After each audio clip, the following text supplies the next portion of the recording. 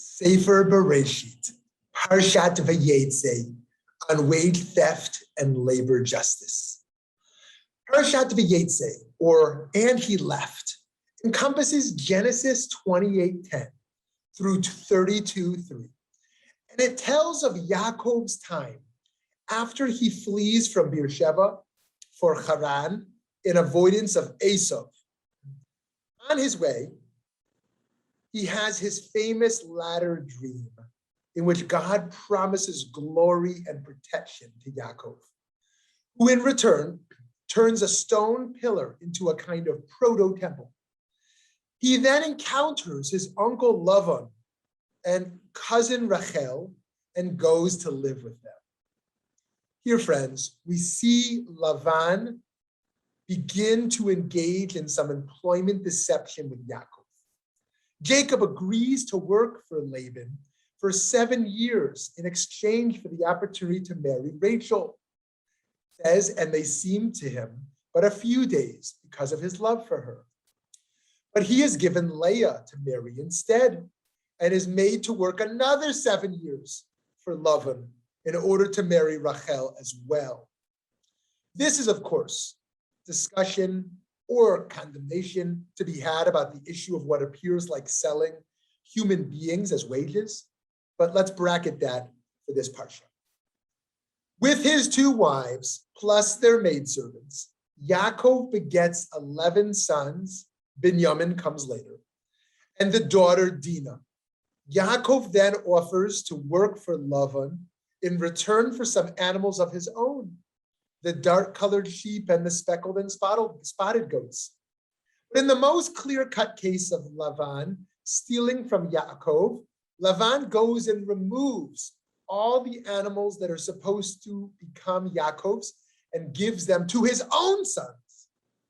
In telling Rachel and Leah it's time for him to leave Lavan's land and return to his original home, Yaakov states the injustice explicitly.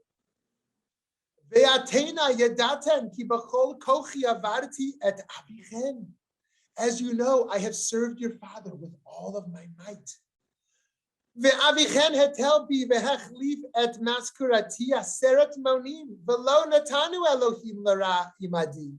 But your father has cheated me, changing my wages time and again. God, however, would not let him do me harm. Friends, in today's terms, we'd categorize what Laban did to Jacob as wage theft. According to the UCLA Labor Center, wage theft is the illegal practice of not paying workers for all of their work, including violating minimum wage laws, not paying overtime, forcing workers to work off the clock, and much more. For example, a boss telling an employee to clock out but continue working, or to begin working before clocking in, that would be wage theft. Restaurant owners stealing tips from servers, wage theft. Workers not getting their overtime compensation, wage theft. The Economic Policy Institute has estimated that each year, low-wage workers have over $50 billion taken from them. $50 billion. Work and its complement of rest are sacred in Jewish thought.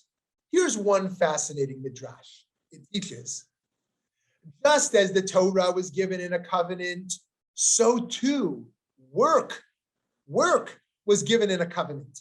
As it says, 6 days you shall labor and do all your work, but the 7th day is a Sabbath of the Lord your God. Work was given from God in a covenant or a contract, if you will, to make clear that the workplace is not some secular arena, but also a place where God dwells and where ethics matter.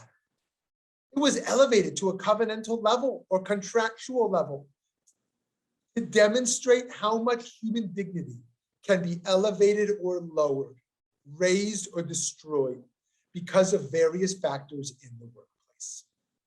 Maimonides, the Rambam, explaining the laws of hiring, upholds Yaakov as a worker who honorably fulfills his end of the bargain. His Mishnah Torah reads, just as the employer is warned against robbing the wage of the poor workman, and against delaying it, so is the poor workman warned against robbing the employer by idling away his time on the job, thus wasting the entire day deceitfully. He must be scrupulous throughout the time of work. Also, he is required to work to the best of his ability, as the upright Yaakov said here from our Parsha.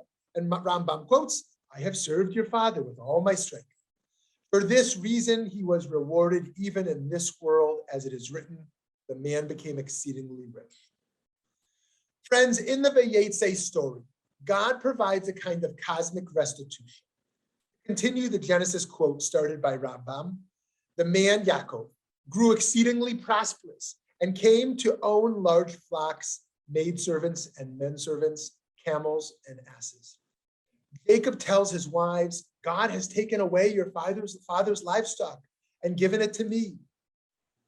He goes on to explain that in a dream, God showed him how to guarantee he'd breed the speckled, spotted, and streaked animals that would belong to him. Lavan eventually catches up to Yaakov on his way back to Canaan and confronts him for leaving. And Yaakov responds with a rant against how he's been treated. Often scorching heat ravaged me by day and frost by night, and sleep fled my eyes. Of the 20 years I spent in your household, I served you 14 years for your 2 daughters and 6 years for your flocks, and you changed my wages time and again. Had not the God of my father, the God of Abraham, and the fear of Yitzchak been with me, you would have sent me away empty-handed. But God took notice of my plight and the toil of my hands, and he gave me judgment last night. God gives judgment on behalf of Yaakov in Genesis we just read. But today we can't count on divine intervention per se to rectify wage theft. It is our responsibility to ensure that those who give their time, blood, sweat, and tears for the products and services that we all consume get the compensation that they were promised. One of the difficulties in addressing this problem is that it is complicated to achieve wage justice on a mass scale.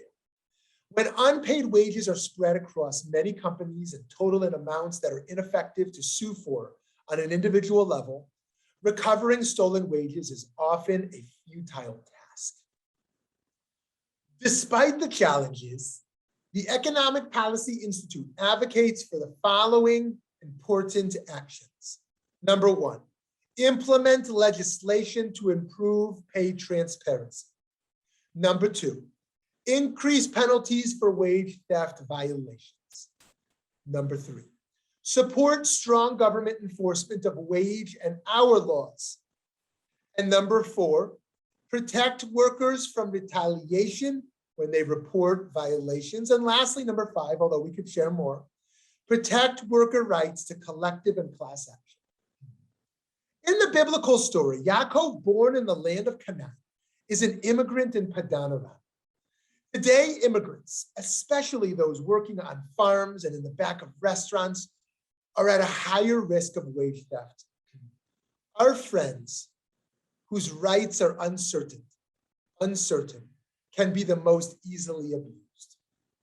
And this far into the COVID-19 pandemic, we owe it to our essential workers, the ones who put themselves at risk for the security and comfort for the rest of us. Make sure they are able to take care of themselves and their families. At the end of this parsha, Yaakov and Lavan make a kind of contract between themselves, sealed with a sacrifice and shared meal. Jacob agrees not to mistreat Rachel and Leah, and they each promise not to harm the other. In this covenant, God's self, is the witness. But in a world in which the de facto God is shareholders and profit margins, we are all tasked with becoming the witnesses. May we do this holy work together.